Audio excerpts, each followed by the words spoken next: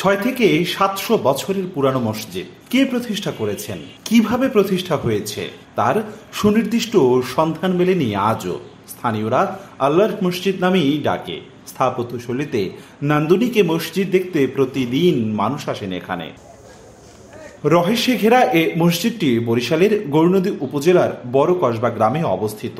দায়িত্বরতরা জানান, মসজিদটি নির্মাণের সঠিক তারিখ সংযুক্ত কোনো শিলালিপি তারা পাননি। তবে জনশ্রুতি আছে, সম্রাট জাহাঙ্গীরের আমলে জঙ্গলকে চাষাবাদের উপযোগী করার সময় মসজিদটির সন্ধান পায়।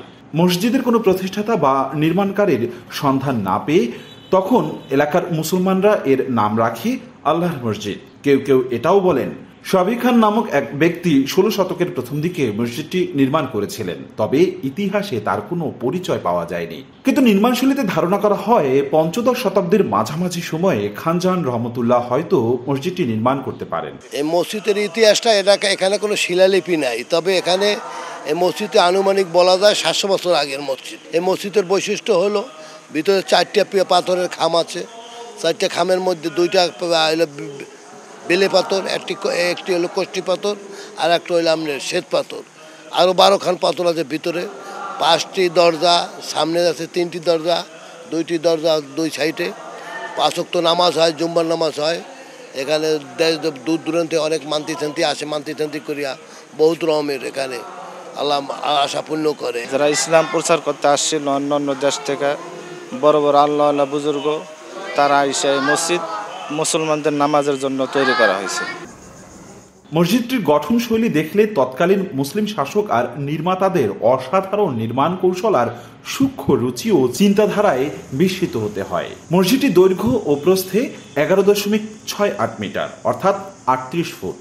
মসজিদটির ছাদের উপর 3 সারিতে মোট 9টি গম্বুজ রয়েছে। প্রতিটি গম্বুজ 4টি পাথরের স্তম্ভের উপর ভর করে দাঁড়িয়ে আছে। ধারণা করা হয় স্তম্ভগুলো আগ্নেয় শিলাজাত কিংবা ডলেরাইট পাথর দিয়ে নির্মিত। আরও আছে পোড়ামাটির বুটিদার, খাঁজ কাটা হীরক আকৃতির নকশা, শিকল নকশা। এটা সুন্দর এবং সমৃদ্ধি করা অতি জরুরি, অতি প্রয়োজন।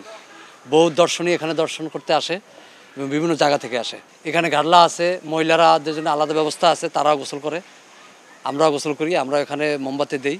এটা সৌন্দর্য বৃদ্ধি করার জন্য সরকারের প্রতি আমি দৃষ্টি আকর্ষণ করতেছি। মানে সরকার এটার প্রতি অনেক বেশি খেয়াল দেয়, কারণ এটা একটা দরকার, এটা একটা প্রয়োজন। এটা মানে শেষ হয়ে গেলে পৃথিবী শেষ হয়ে যাবে।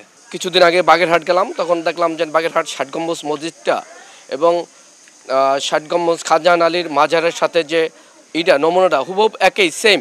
এই মসজিদও যেরকম 60 গম্বুজও ওই রকম। 60 গম্বুজের সাথে যে আরেকটা মসজিদ আছে, ওই মসজিদও সেম একই ক্যাটাগরি। তাতে মনে হয় যে পীর খানজাহান আলীর আমলেই এগুলার তৈরি করছেন।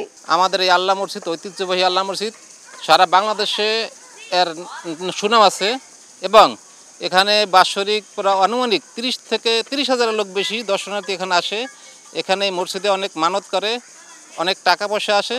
এই টাকা পয়সা দিয়ে আমাদের এই মসজিদের এই উজুখানা হয়, গোসলখানা হয়, মহিলাদের গোসলখানা আছে, বিশ্রামাগার আছে, তারপর ইমাম মুয়াজ্জিমের বেতন, খাদেমের বেতন দেওয়া হয়, তারপর অনেক টাকা থাকে এখানে। মসজিদে প্রতি ওয়াক্তে নিয়মিত নামাজ আদায় করা হয়। এছাড়া চলে আরবি শিক্ষা। কোরআনের পাখিদের কলরবে মুখর হয় মসজিদ অঙ্গন। মসজিদের সামনে ফুল বাগান, সবুজ গাছগাছালিতে মন জুড়াবে যে কারোরই। যথাযথ রক্ষণাবেক্ষণ হলে ইতিহাসকে সমৃদ্ধ করতে টিকে থাকবে মসজিদ। প্রজন্ম থেকে প্রজন্ম ছড়িয়ে পড়বে ইসলামী ইতিহাস ঐতিহ্যের সুমহান বার্তা। অপূর্ব অপু, সময় সংবাদ, বরিশাল।